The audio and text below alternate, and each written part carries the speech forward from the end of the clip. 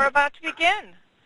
Welcome, everyone, to today's conference call. It was announced today that legendary undefeated world champion Floyd Mayweather and Irish superstar Conor McGregor have agreed to fight in a historic pay-per-view boxing event on Saturday, August 26th in Las Vegas. Joining us on today's call is UFC President Dana White, Mayweather Promotions CEO Leonard Ellerbe, and Showtime Sports Executive Vice President and General Manager Stephen Espinoza. We'll go straight to questions. So, if you'd like to ask a question on today's call, please press star 1 on your telephone keypad. If you're using a speakerphone, please make sure your mute function is turned off to allow your signal to reach our equipment. Once again, that's star 1 to ask a question, and we'll pause for just an opportunity to signal.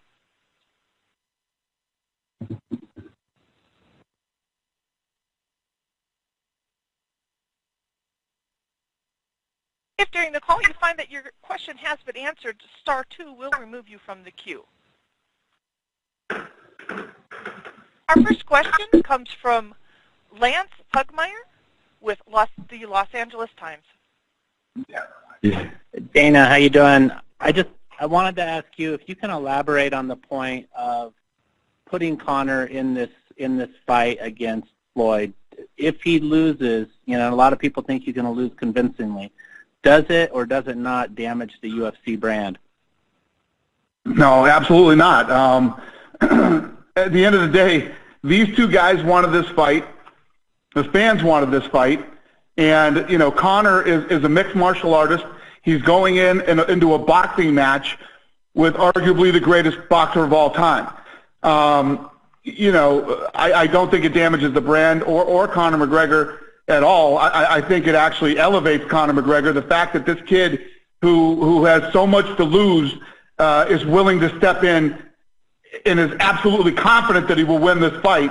I think it's one of the many reasons that people love Conor McGregor. And, win, lose, or draw, it'll be one of the reasons that people continue to love Conor McGregor. Yeah, Dana, I know you're a tremendous boxing fan. You followed the sport for years. When you look at Conor's work standing up against Jose Aldo, Nate Diaz in the rematch, and Eddie Alvarez, what does that mean toward a fight against Floyd Mayweather? Right. I mean, listen, is he, at the level of a Floyd Mayweather as far as boxing standards go? No. But the kid, first of all, is a southpaw, and people can, argue one way or another. Floyd, traditionally, if you want to say there's ever been a kink in the armor with that kid, it's with southpaws. And Conor McGregor is an absolute knockout artist. When he hits you, you go. So it's part of the fun of this fight. Is Conor McGregor in a 12-round fight going to be able to touch Floyd Mayweather? Yeah. Thank you so much. I know a lot of other guys want to talk. Thank you. Our next question comes from Kevin Earl from Yahoo Sports. Hi, guys. Congratulations on getting the fight done. I will throw this out for all three of you to answer, but I know the Mayweather-Pacquiao fight grossed $600+ million. Do you think that this fight has a chance to hit $500 million in one night? Kevin, yes, of course. Why not? I mean, this is the fight. You got to understand, obviously, with Mayweather-Pacquiao, and Stephen can attest to this, is that was a fight that the fans have been talking about for years.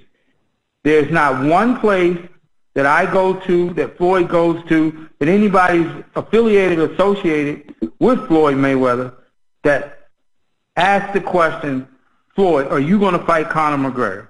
This is a very, very hot fight, and this is the fight that the fans want. It's going to be a tremendous event. The fans wanted this fight. Yeah, Kevin. If we look at this, we're not only drawing fans from the universe of boxing fans and the universe of MMA fans. We've actually tapped into the audience that really doesn't follow either sport. This is such an unprecedented event, such a spectacle, that all of a sudden people who have never really been interested in either MMA or boxing are interested in this event due to the nature of the competition and the nature of these two personalities. That's an untapped part of the market that not even Mayweather-Pacquiao touched. And I think this fight is bigger globally than the Mayweather-Pacquiao was. Yep. Okay, and Dana, let me ask you this, if I could just follow up on that a little bit. After the after the Mayweather-Pacquiao fight, you were among the many people who were critical of the event, that, you know, they priced the tickets too high, you know, the average fan was priced out. So can you talk a little bit about what you guys are going to do on this to make sure that the average fan can afford to see the fight and, get into the arena if they want to do that type of thing? I never said that. I never said that they priced the average fan out. What I said is they couldn't have fucked this thing up worse with how late they got tickets out. I was actually a guy who bought tickets. I couldn't even get my tickets the week of the fight.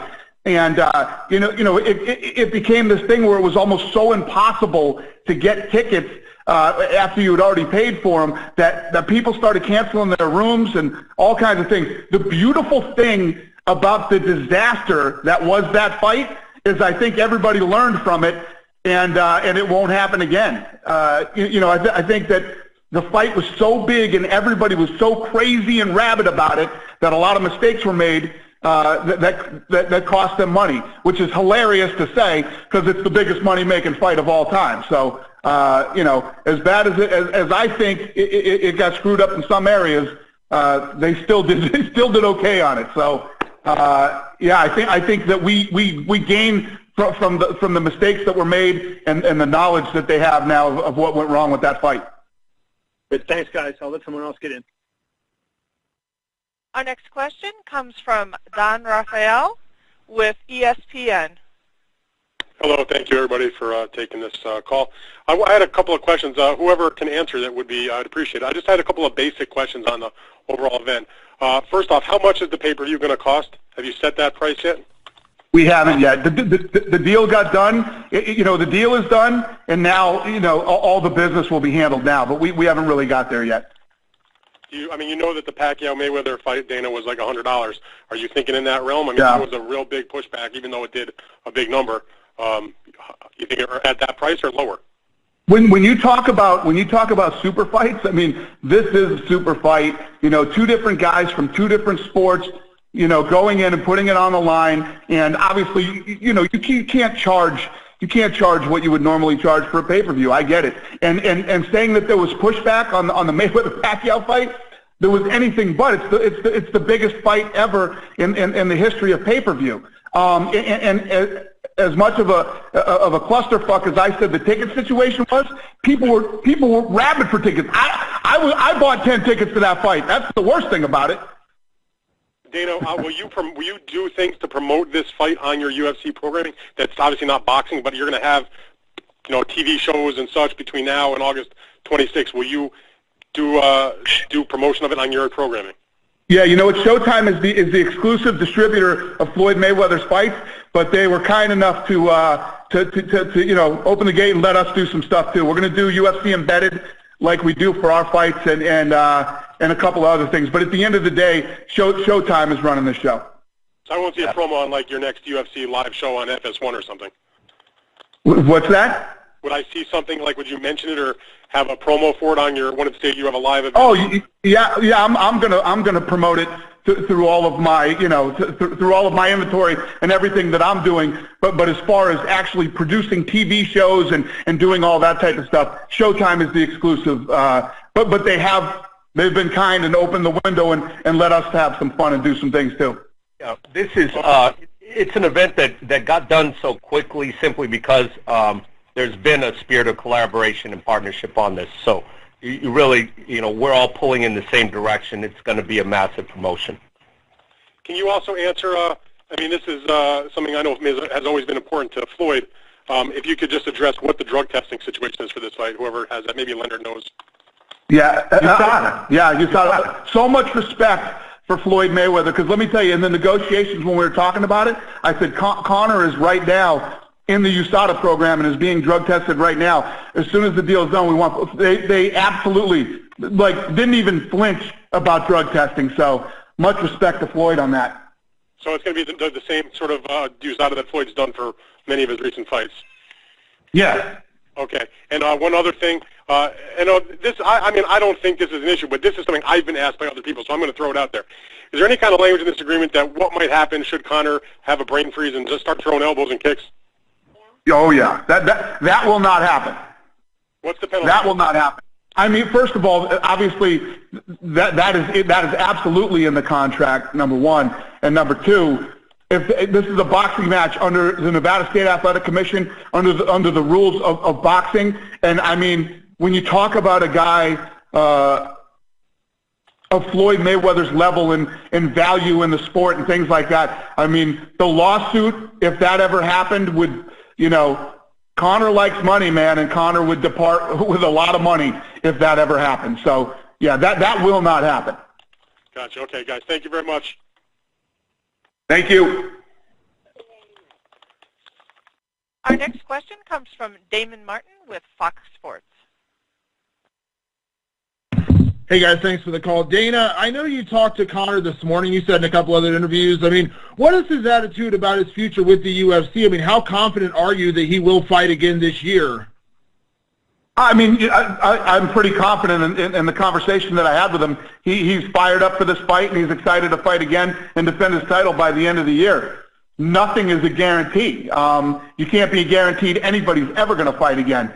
So, you know, but if you look at Conor and the type of fight, the reason that this fight is so big and the reason that he's such a huge superstar is because this guy will fight anybody, anywhere, anytime. He's going to step in and fight Floyd Mayweather under boxing rules.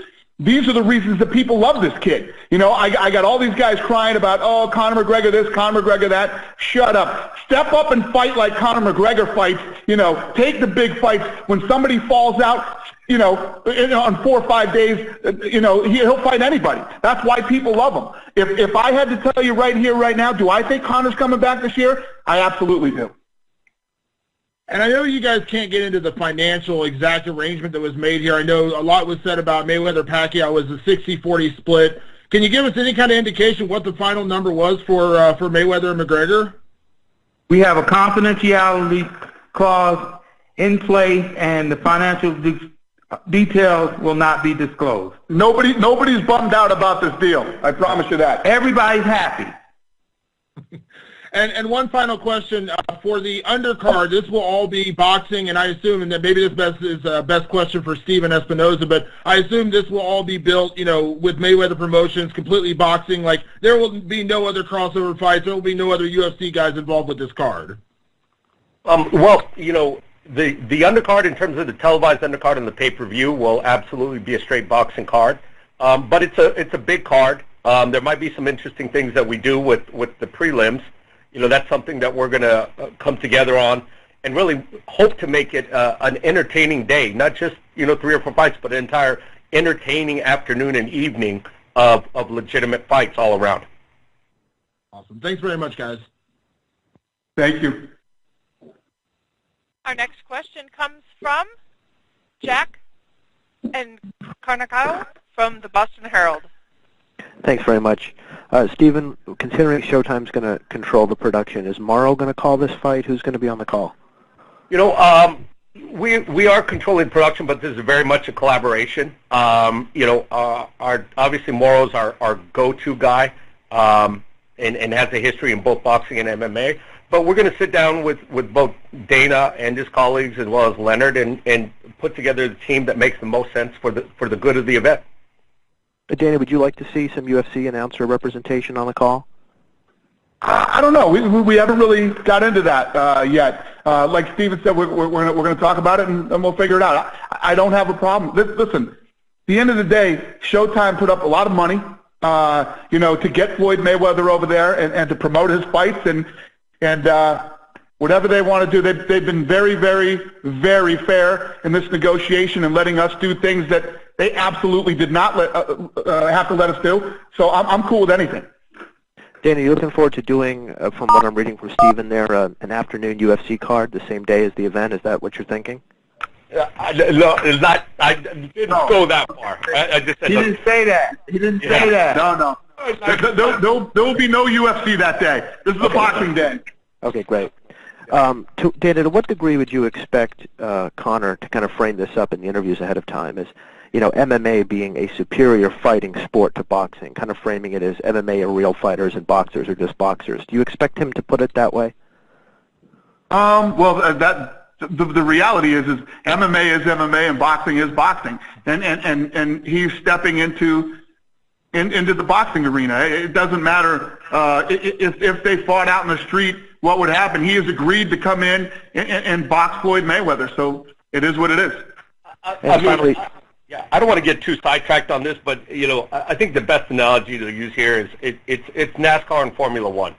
NASCAR is not going to replace Formula One. Formula One is not going to replace NASCAR. You see some crossover. A driver from Formula One will try NASCAR. No one makes a big deal about it. They say, "Oh, that'll be interesting to see how the skills transfer." I think that's what we're talking about here. Great. Yeah, sorry, go ahead. And Floyd Mayweather and Conor McGregor are such unique individuals and so dominant in both of their sports and in every way, shape, and form. It's a fun fight, and like Leonard said earlier, this isn't some fight that we went out and tried to make or build or anything else. This thing built itself. This is a fight that started from the ground up. The fans wanted to see this thing. The media went crazy about it, and here we are. Finally, for Leonard. Leonard, when did Conor first get on Floyd's radar? Was there a fight he won or an appearance he made that made this all of a sudden start to be a real thing? Well, I can't exactly remember the time frame, but the kid, he's been making a lot of noise, and I had watched the fight or something, and I was telling Floyd, I was like, this kid got a nice hand game, and Floyd thought, he said, yeah, he do got a nice hand game. So again, this is a fight that Floyd is taking very, very seriously, because we all do know all it takes in boxing is one shot, and it don't have to be a clean shot. A guy with that kind of power, he can nick you, and you can be buzzed. There's been a few times in fights in Floyd's career that he might have been buzzed in a fight, but nobody never knew. And there's been a couple times that he's been buzzed in a fight. So the one thing about Conor McGregor we do know is that you got to pay him very, very close attention, because when he touches people, they fall out. Thanks, guys. Our next question comes from Brian Campbell with CBS Sports. Hi, Dana. You made a pretty large 180 in terms of not supporting this fight originally, saying it would be an epic fail for Conor if he went down this road, and then supporting it. So how much of that had to do with the idea of this being financially beneficial for the UFC to pay off debt after the sale last year? I didn't say that this would be an epic fail for Conor to go down this path. That was something else that I was talking about. What was the question about the debt? How much does this have to do with the UFC receiving money to allow this fight to take place? Listen, if you're going to ask me stupid questions, at least get your questions right. First of all, I didn't say that this would be an epic fail if he went down that path. And what we were talking about something else, because Conor and I were actually butting heads on something. That's when I said that would be an epic fail if he went down that path. Number two, as far as the debt goes, Conor could fight twice this year, and we're going to do fine anyway. This is a fight that Conor wanted, Mayweather wanted it, and the fans wanted it. So we're doing it. So if you're going to ask me a stupid question, at least get it right. Sorry, I meant epic fall, not epic fail. But Leonard, from your point of view, Dana has said this would be a fight contested at 154 pounds. What went into that decision for Floyd? We had no issues with fighting Conor McGregor at 154. It's a fight, and it's going to take place at 154 pounds. What were the biggest points of contention in the negotiation for anyone? There really weren't any. The thing was actually really smooth. It's one of the smoothest that I've ever been involved in. Me too. And I heard that. Finally, guys, question about the undercard. Are we looking at all boxing? No other UFC crossover on this? Yes, all boxing, and we'll put together we'll put together a tremendous undercard.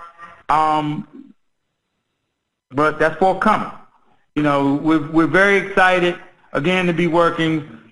Steven, myself, Floyd. We're very excited to be working with Dana and Conor in this tremendous event. This shit is going to be fun. It's really going to be a lot of fun. And the fans, I can't wait to get started with this. Thanks, guys. Our next question comes from Lester Silva with Univision. Good evening, everyone. This question's for Leonard or Dana. You guys had mentioned that this was pretty much smooth sailing as far as putting this mega fight together. Was there an obstacle at one point where it could have jeopardized the fight, or was it just smooth throughout? No, it was ever since we sat down and seriously started talking. It's been like I think all three of us were just unanimous, and it's been one of the smoothest deals we've ever done. Good to hear. And my next question is for Dana. Now that McGregor has made the crossover and the breakthrough for going into boxing, have you been approached by other UFC fighters wanting to do the same? Yeah. And the thing is, the difference is this. Floyd Mayweather is arguably the greatest of all time in boxing. Conor McGregor is a massive star in our sport. The right fight in the right place at the right time. I thought it would be impossible to deal with Mayweather Promotions, to deal with Heyman, to deal with Showtime, and I thought it would all be an impossible deal to do. It was the right fight at the right place at the right time, and we got it done. So, yeah, I don't want to be doing this every weekend. Thank you so much, guys. Thank you. Our next question comes from Gene Wang with Washington Post. Hey, Leonard, just one quick question for you. Is this a one-and-done deal for Floyd, or would he be leaving the door open after this if he has the itch to fight more after this one? Floyd has talked nothing else other than fighting Conor McGregor. That's 100% of his focus. When I spoke to him earlier, he was actually running while he was talking to me on the phone with the cell phone in his ear, and he told me, I'll call you back. Floyd's not thinking about nothing other than Conor McGregor. That's one thing I've always admired about him, is that you only can focus on what's in front of you. When you get to looking ahead or remotely considering some other shit, at this level when you're operating, you take the focus off of what it is, then you slip up and you make a mistake. All Floyd is thinking about is fighting Conor McGregor and whipping his ass. And Leonard, you can interrupt me and call me a liar if I'm saying this incorrectly. But at the time when all of this went public on social media, Floyd was a little behind Conor's tweet. Floyd was actually outrunning at the exact moment when all this burst on social media. So that was actually why he was a little bit delayed in getting it up on his social media, because he was actually running at that time. And that's exactly true. We had talked like 3 times.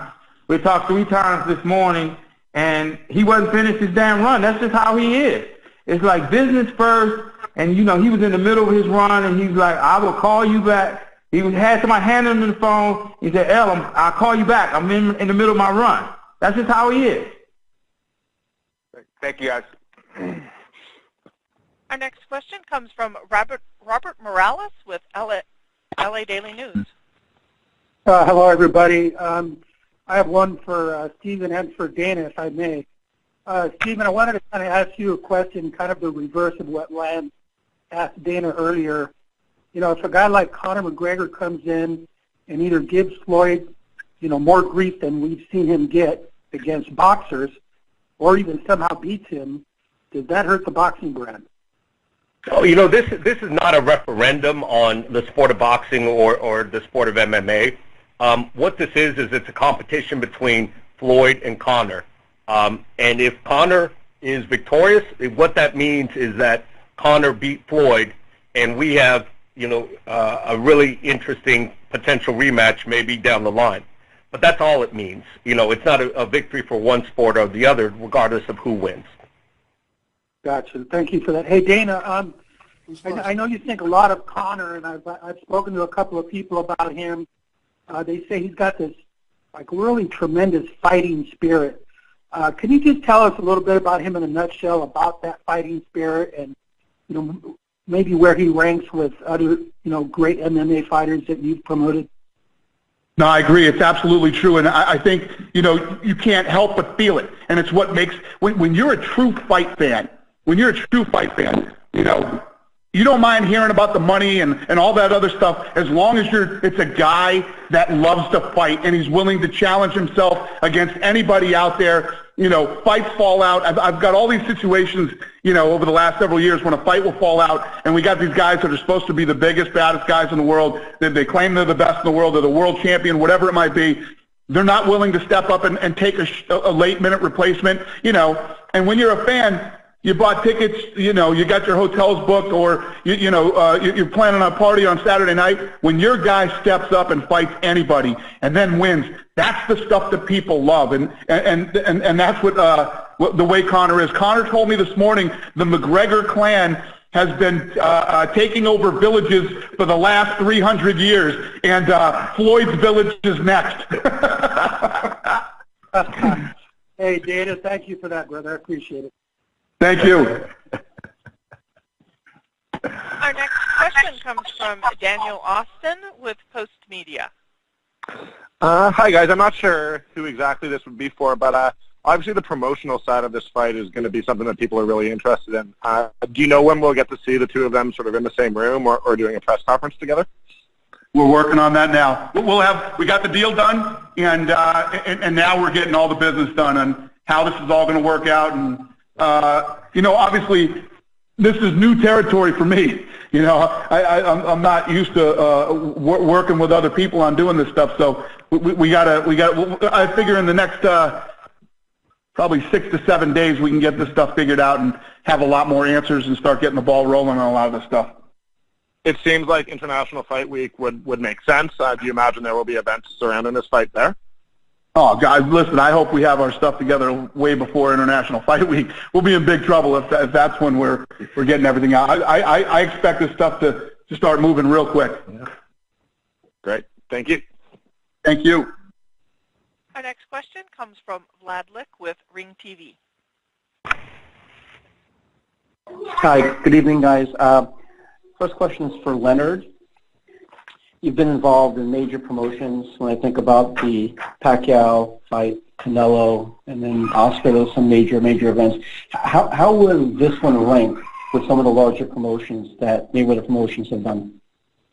Well, initially, and obviously, I'm equipped to speak on that, obviously, because I've been with Floyd 21 years now. So every big event we've been out in front of. This has a different kind of feel. Only because for quite some time, and obviously with Conor McGregor not being a boxer, this is more of a mainstream global event because, again, this is something that the fans want to see, and he's done a tremendous job with promoting himself. Dana has done a tremendous job with promoting him. And like I said, he's the biggest star in their sport. So when you look on the other side, from the Floyd side, we all know what Floyd brings to the table, but it's the fans. It's the fans, the one who have demanded this because, again, and I've said this over and over, and you'll continue to hear me say it, I can't go nowhere, Floyd can't go nowhere, any member of his team, Stephen can't go anywhere, Dana can't go anywhere without people saying the same thing. Are y'all really going to make that fight? So when the fans are demanding this fight, you got to figure it out and get it done. And this is a total different feel from the Pacquiao fight because this is the unknown factor. The unknown factor. It's like, again, Conor McGregor, when he steps in there, it's like his stand-up game, I'm very damn impressed with it. Because it's like, he don't even look like he throws his shots hard, but he's so slick with it. When he touches guys, even if he grazes them, it's like, excuse my French, it's like, damn, he fucked them up. And it's just like, next thing you know, they stretched out and they wobbling all around the ring. I'm like, man, he better not graze Floyd in one of them shots. 'Cause again, I've seen Floyd buzz in a fight from guys that swing wild punches. The shit happened in the Madonna fight. You know what I'm saying? And it's like, the thing what happens in these kind of fights is that, I'm a realist. Floyd is 40 years old. He's been off for a minute. He got to get his ass up. and be prepared for Conor McGregor. Conor McGregor's been active, you know what I'm saying, and he's been knocking guys out. And we'll be a bunch of damn fools to sit around and sleep on this and listen to all the bullshit that everybody else sits around and talk, oh, well, no, Floyd's ass is getting out there and getting up, running, and he's coming. He knows Conor McGregor's coming after him, and Floyd's looking to get his ass up out of there, too. Right. Thanks, Len. One question for Dana. The characteristics you were talking in reference to Conor, he's backed it up, he's validated it, he's taken the last-minute fights and won and backed up his talk. How would you describe the feeling for him on this particular stage? In the past few years, he's the man when he walks into the building, and now he's got to share that limelight and be on the biggest stage. And you referenced earlier, to your point, he's 28 years old. What do you think? How do you describe that feeling for him to kind of not get blinded by the lights in this case? Yeah, he never does. It's one of the things that makes him who he is too. This kid eats pressure like nobody I've ever seen. From the minute we found him and started building him and taking him to these different, like every fight he had, next level, where he was the guy and the whole thing was riding on his back. He handled the pressure very well. And this one, he's not sharing the limelight. We're stepping into Floyd's world. This isn't our world. This is Floyd's world that he's stepping into. So it's just I'm really excited to see how he handles it that night. I'm really excited to see his game plan. How he when he starts executing that night, his game plan of fighting Floyd. I'm always fascinated by Conor McGregor, and I've been saying it all day, and I'll be saying it for the next couple months. I stopped doubting this kid a long time ago. So it's going to be fun to watch. Great. Thanks, guys. Have a good night. Thank you. Our next question comes from Salvador Rodriguez from ESPN Deportes. Hello, everyone. This is for Stephen Espinosa. Stephen, what is your expectations for the pay-per-view numbers? Is more like Mayweather Pacquiao or Mayweather Canelo, 2-3 millions? I don't know. I mean, to tell you the truth, the sky is the limit. We have what is truly an unprecedented event, and when you have that, really there is no precedent. There's nothing to compare it against. We've never seen this kind of competition in the ring. We've never seen these types of personalities get together in promotion, and we've never seen a combat sports event or really a sporting event of this magnitude. So, what that means, we're going to have our calculators ready and all the batteries charged. The sky's the limit. Thanks so much for Dana White. Dana, do you know if Conor McGregor will be working with any special boxing trainer for this fight? Is Mayweather? Conor McGregor is working with a bunch of guys over there in Ireland. You know how he is about Ireland, man. He says everybody thinks they're, you got to go here or go there because the best this and that. And he's like, we the Irish over here got our stuff together too. So he's very serious about being Irish and keeping it all Irish. So I don't think so. Thank you so much. And finally, for Leonard Darby. How much do you believe, Leonard, that the Floyd increase his legacy, his boxing legacy with this fight? This is the fight for Paz Marciano with 50 victories in boxing. Repeat that again. How much do you believe that Floyd increased his boxing legacy with this fight? He's looking for the 50 victory in Saturday in August. How much is he risking his legacy in boxing right now with this fight? Oh, he's putting it all on the line. He's putting it all on the line. And again, this is going to be a great fight, and we're very excited to see it. That's okay. Thanks so much.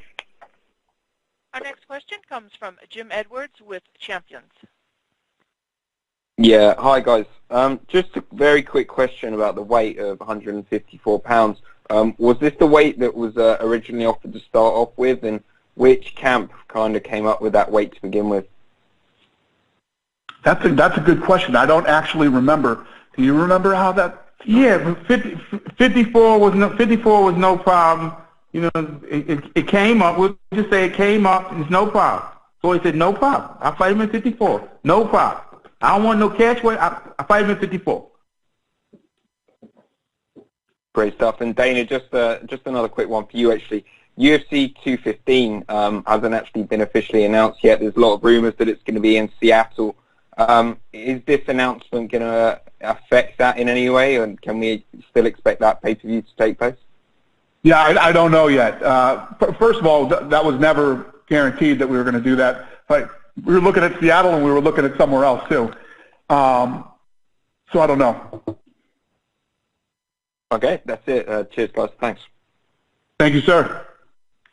And our final question tonight comes from Scott Santana with AM New York. Hey guys, this question is for anyone who can answer it. Is there any language in the agreement about a rematch? There is not. All right, that was it. Thank you guys very much. We appreciate your time, and we'll see you soon. Once again, that does conclude today's call. We appreciate your participation.